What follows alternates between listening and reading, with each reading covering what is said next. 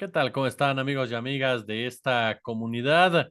Esta semana fuimos testigos de una decisión que tomó el Instituto Electoral de la Ciudad de México, que vaya que generó mucha polémica y la respuesta inmediata por parte de Morena de que va a impugnarlo. Y nos referimos a esta decisión de pues evitar, pedir, solicitar, ya nuestro experto nos lo dirá, que no se vincula a Santiago Taboada con el cártel inmobiliario. Vaya tema, mi querido Braulio Luna, analista político, conductor, por supuesto, de Capital 21. Yo te agradezco muchísimo que estés con nosotros. ¿Cómo estás? Bien, amigo, feliz de estar por acá contigo. Te agradezco yo a ti la invitación y a la orden. Muchas gracias, amigo. Oye, pues yo de entrada te preguntaría desde tu expertise política, eh, ¿cómo entendemos esta decisión del Instituto Electoral de la Ciudad de México en el marco precisamente de una elección en donde este tema del cártel inmobiliario es un tema de interés público y que define a uno de los contendientes? A mí me parece que no hay una respuesta clara sobre eso. Yo estuve ya escuchando varias veces la sesión de la Comisión de Quejas del Instituto Electoral de la Ciudad de México y no me queda claro cuál fue el criterio que se tomó para admitir esta queja impulsada por el Partido de Acción Nacional, precisamente para eso que ya decías, ¿no? Para que no se vincule a Santiago Taboada, hoy candidato a la jefatura de gobierno por el PRI, el PAN y el PRD, con esa trama de corrupción del cártel inmobiliario.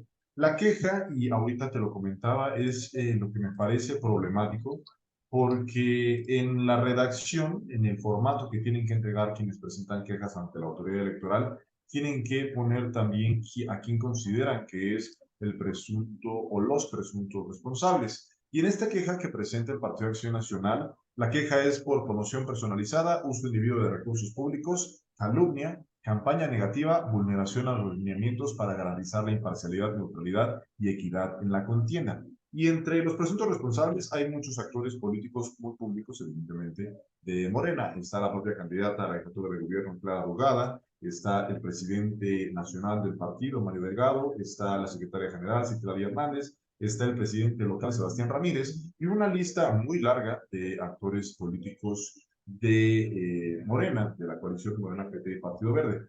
Pero al final hay un detalle que a mí me parece problemático y es que entre los presuntos responsables incluyen a Carlos Pozos, coloquialmente y de redes principalmente conocido como Rock Molecular, y a quien identifican plenamente como periodista y también a el diario digital El Soberano.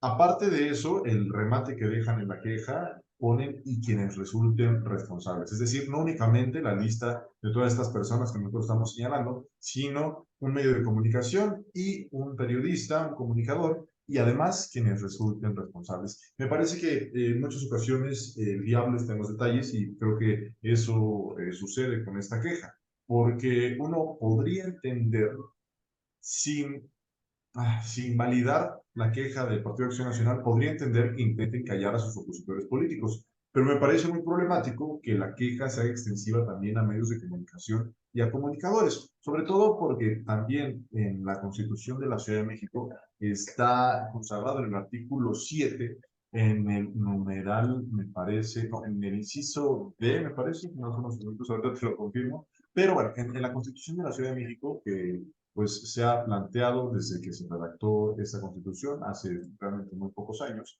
que es una ciudad de derechos. Y la verdad es que la constitución de la Ciudad de México sí es una de las constituciones más de avanzada que tenemos en todo el país.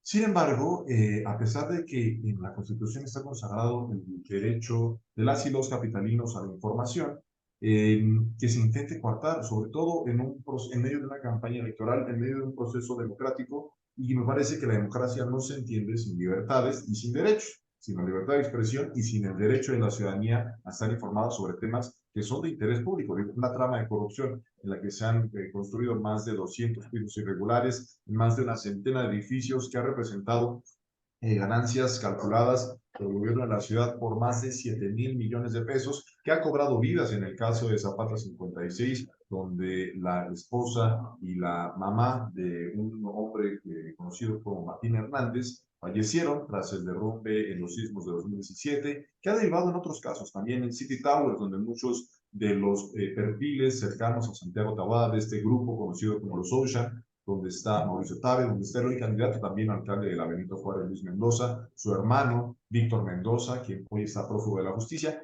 Todos tienen viviendas e inmuebles en ese complejo de departamentos, que también es un complejo irregular. En ese complejo también ha habido afectaciones por inhalación de gas entre las y los vecinos. En fin, ha habido muchas consecuencias. Me parece que una trama de corrupción de ese tamaño, o una presunta trama de corrupción, para evitar cualquier tipo de medida cautelar en mi contra, es de interés público para la ciudadanía. Es definitivamente un tema de interés público, estando o no en campaña. En un contexto electoral me parece que es aún más, porque uno de los perfiles que busca llegar a la jefatura de gobierno está directamente vinculado con este grupo que ha impulsado esta trama de corrupción del llamado cártel de Bolívar.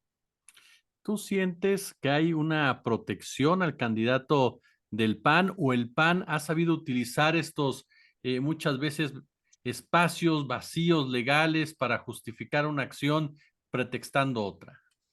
Fíjate que a mí me parece complejo, porque hasta el momento, desde mi perspectiva, yo he visto un actuar imparcial, que sí ha priorizado darle las mismas oportunidades y los mismos espacios a las distintas candidaturas, al menos de parte del Instituto Electoral de la Ciudad de México. Esto referente a las diputaciones, a las alcaldías y a la jefatura de gobierno. Sin embargo, creo que sí, una de las estrategias que utiliza mucho el Partido Acción Nacional es, pues, justo meter quejas, tratar de impugnar, buscar judicializar procesos que por otra vía no avanzarían. Veíamos apenas hace 2 días el coordinador de los diputados, también exalcalde de la Benito Juárez, Jorge Romero, planteaba que una vez que se publicara en el Diario Oficial de la Federación la reforma en materia de pensiones, iban a acudir a la Suprema Corte de Justicia, y ahí él decía: si Morena, PT y Partido Verde tienen los números en la Cámara, nosotros también tenemos los números en la Suprema Corte. Me parece que es una declaración que puede pasar desapercibida, pero que deja ver algo muy preocupante, y es que ya la oposición ve a la Suprema Corte como un espacio o un coto de poder donde ellos tienen aliados y donde no hay, al menos con estas declaraciones de Jorge Romero, no hay pues ministros imparciales que velen por el derecho y por la justicia en el país, sino más bien como aliados de la oposición. A mí eso me parece bastante problemático. Y lo mismo ha pasado también en la Ciudad de México con el Partido Acción Nacional.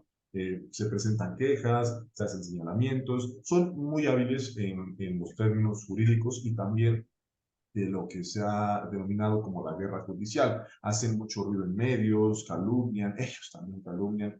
En el primer debate presidencial yo detecté más de 8 mentiras que presentó el candidato Santiago Taboada, sin ninguna consecuencia, sin que nadie lo señalara por calumnia. El jefe de gobierno hizo un ejercicio de verificación de esos dichos, o de desmentido de esos dichos.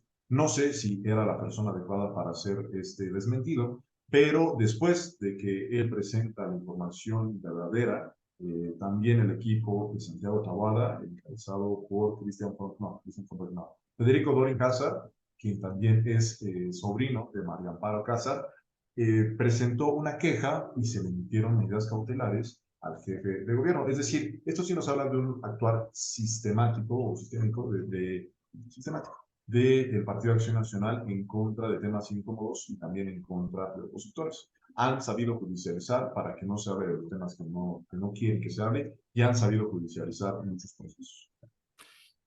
¿Qué nos dice del candidato? ¿Qué nos dice de un personaje que a final de cuentas está peleando por una jefatura de gobierno y que literal dice, yo no quiero que se me vincule con esto, yo no quiero que me hable de ese tema en lugar de debatirlo o argumentar? Pues mira, yo en la última marcha en supuesta defensa de la democracia, estuve por allá marchando, sino buscando entrevistar y a ver a qué perfiles me encontraba. Y me encontré precisamente al candidato a la jefatura de gobierno del PRI, del PAN y del PRD, Santiago Taboada. De ahí él me hablaba de que era muy importante defender la democracia, de que estábamos frente a una elección de Estado y que Morena iba a tratar de utilizar todo el poder, todo el Estado, para que él no llegara al Palacio del Ayuntamiento, donde se despacha la jefatura de gobierno. También estuvo muy presente en las marchas en defensa del INAI, en defensa de la Corte, es decir, todas estas marchas que han agrupado a la oposición en el amplio sentido de la palabra. Él ha estado ahí.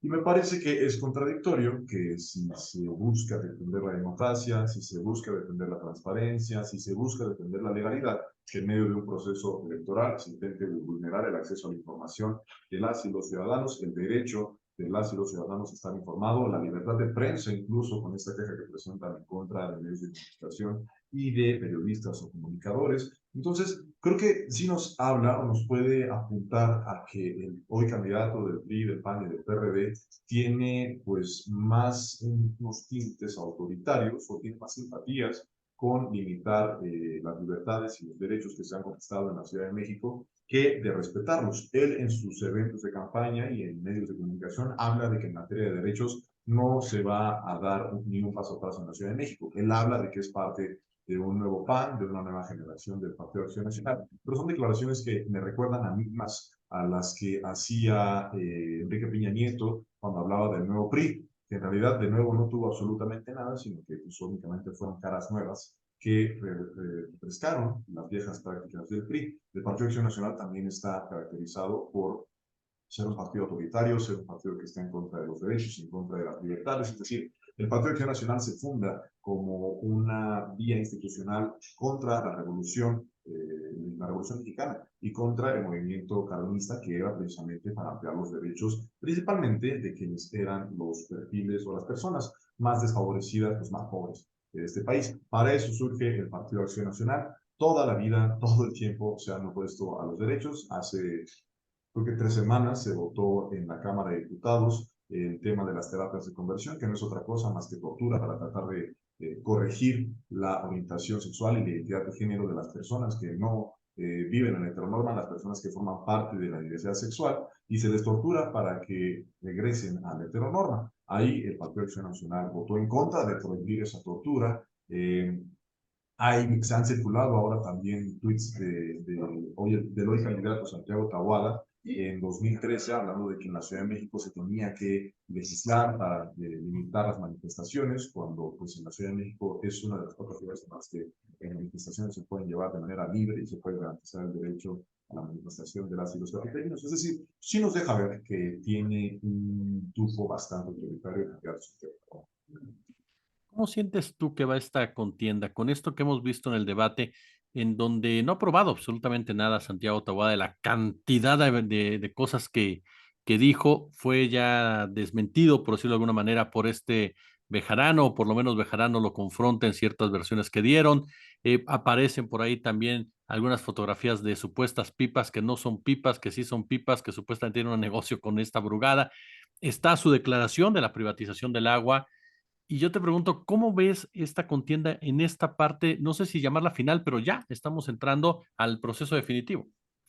Y estamos a cerca de 40 días de que sea la elección, un poquito menos. Pues yo creo que es muy transparente o nos deja ver de manera muy clara, haciendo un recuento de lo que ha dicho y de cómo ha llevado su campaña el candidato Santiago Taboada, que no tiene ningún respeto ni amor por la verdad. Eso me parece bastante problemático de alguien que busca gobernar una ciudad, la ciudad de la Ciudad de México. La contienda, no sé, yo creo y me resisto a ver algunas encuestas que plantean y los planteamientos incluso del propio candidato Santiago Taboada, porque en el debate él presentaba, en el segundo debate chilango, una encuesta de la casa encuestadora Massive Caller, una casa encuestadora que no se caracteriza por ser la más certera. Llega a tener tasas de rechazo de hasta el 95%. ¿Por qué? Pues también por la forma en la que recaban los datos. Hacen miles de llamadas en cuestión de minutos y a partir de eso construyen sus encuestas. Me parece que es una elección que va a ser, yo sí creo que va a ser a lo mejor la elección más complicada para la izquierda en la Ciudad de México hasta ahora, porque precisamente hemos visto un candidato que no le tiene miedo a mentir en medios de comunicación, que no le tiene miedo a mentir en los debates, que no le tiene miedo a mentir a la gente y por un lado hablar de la privatización del agua y después plantear que él en ningún momento dijo eso, no le tiene miedo a decir que en la Ciudad de México gana más un servidor de la nación que un policía, a pesar de que se ha impulsado la mayor reivindicación de los salarios de los policías en los últimos 15 años. no le tiene miedo a la mentira y más bien me parece que desde esa trinchera ha buscado construir su candidatura. Entonces yo creo que eso nos habla mucho de lo que podría representar el proyecto político de Santiago Taboada. En estos minutos hemos hablado del tema de la trama de corrupción del cártel inmobiliario, de la que Taboada no quiere que se hable. Hemos hablado de las mentiras que ha presentado en medios de comunicación y también de la judicialización de lo que no les da ni en las calles, ni en las urnas, ni en el Congreso, ni en los medios. Es decir, ven por esa vía una forma de conquistar lo que de otra forma no les da. ¿Crees que el cártel inmobiliario, el tema, influya finalmente en la votación? No lo sé, porque también es parte de lo que he estado reflexionando. No sé si el tema del cártel inmobiliario le haga mucho eco a las y los capitalinos, sobre todo en quienes viven en la alcaldía Benito Juárez, pues a lo mejor no les hace mucho eco que les digan, oye, pues quien te gobierna roba y tiene tramas de corrupción y se lleva departamentos y presiona empresarios. A lo mejor la lógica de esas personas es, bueno, pues eso hace, pero yo veo mis parques bien, pero veo patrullas que andan por esta colonia todo el tiempo. Entonces creo que a lo mejor en ese sector de la sociedad no. Y me parece también que el planteamiento que se ha hecho en torno al cártel inmobiliario no es uno con el que la gente enfatice tanto.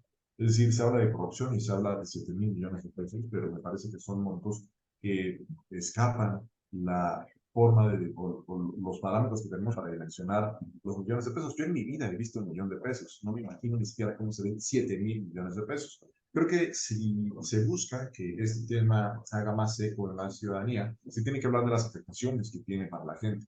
Es decir, hablar de las personas que han tenido afectaciones en su salud, en sus vidas, de las personas que lamentablemente han muerto, también hablar de las afectaciones que han tenido en materia patrimonial, más de una centena de familias que no pueden escriturar viviendas, departamentos que ellos compraron de buena fe, pero que al ser irregulares ante la ley no existen. Si no existen, ellos no pueden escriturar y ante la ley, ellos no son propietarios, fueron víctimas de fraude derivado de esta trama de corrupción del cártel inmobiliario. Me parece que por ese lado puede ser una vía para que la gente dimensione los impactos del cártel inmobiliario, más allá de decir que se construyeron 6 míticas de pisos irregulares en la ciudad.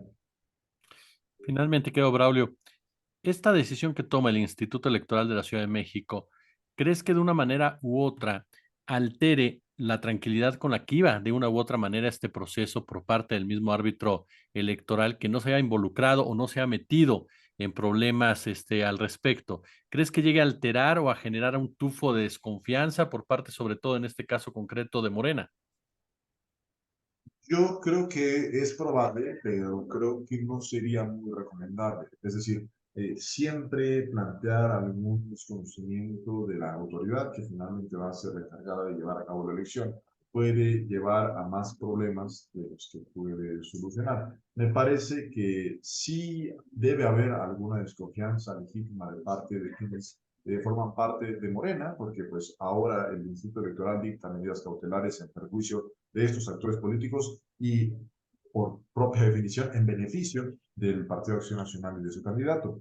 Yo creo que más bien lo que tendría que hacerse, lejos de tratar de atacar al árbitro o a quien, de la autoridad electoral en este proceso electoral, creo que Morena tendría que salir aún más a las calles y hablar más a la gente y afianzar a quienes son sus simpatizantes y quienes podrían ser sus simpatizantes para que salgan a votar en el próximo 2 de junio. Yo creo que esa tendría que ser la ruta que tendrían que seguir. Digo, no son excluyentes, pueden señalar que probablemente la autoridad electoral se esté extralimitando con estas medidas cautelares que me parece que sí vulneran la libertad de expresión, que vulneran los derechos que ya hemos enunciado aquí, y me parece que sí sientan un precedente bastante alarmante.